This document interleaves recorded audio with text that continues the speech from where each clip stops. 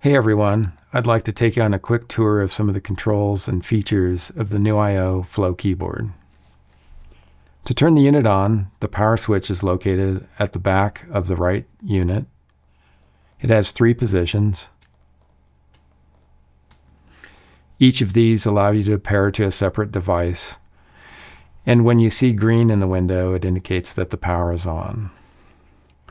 We have 2 USB-C power charge ports. They're power only, no data. And next to those, you'll see the status of the pairing between the left and right unit. Currently, we have yellow on the right side, indicating that the left and right units are not paired.